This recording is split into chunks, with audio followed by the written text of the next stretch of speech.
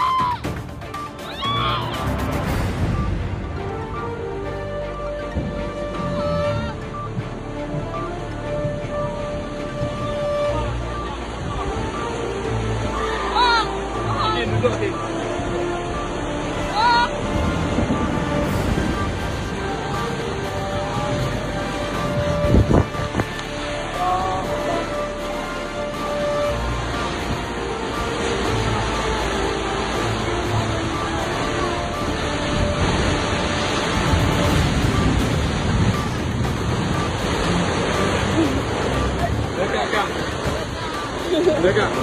Itu dah.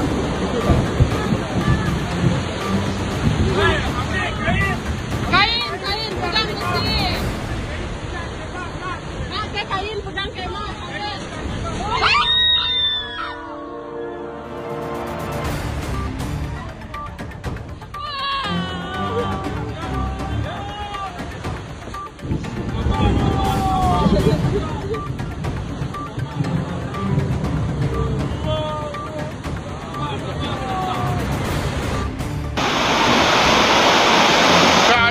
Kami orang di bazar phase 2.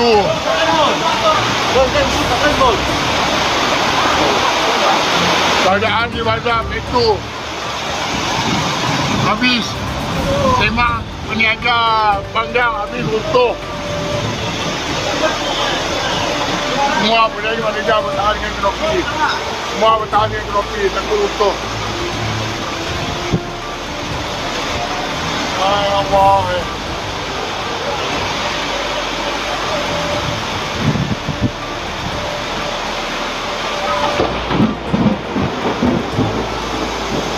Kita hanya berhenti.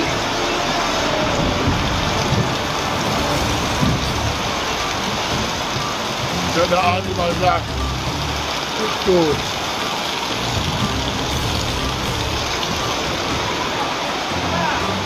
bagian panggang habis kemah.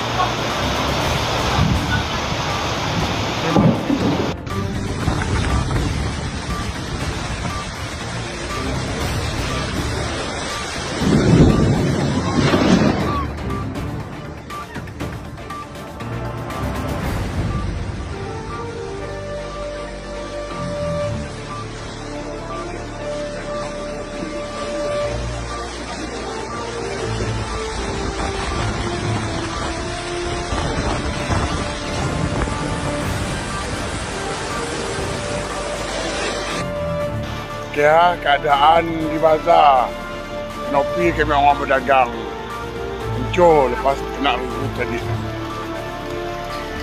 dapur, kita balik bis. Meja. Hari hujan lebat tadi. Tak nak campur daripada selamat tadi. Habis kena hujan.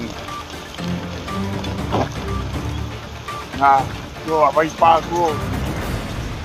Dah sampai selamat lagi dah. Lagi dengan atau kena pergi mau dagang pun sampai selamat lagi. Ni lah nak beli kena pergi ajak macam tu. Bawa pada minggu berjual. 2 minggu belum sampai dia berjual. Nopi dah 4 ringgit dah tukar. Ini nak mula tu. Apa tolong dah.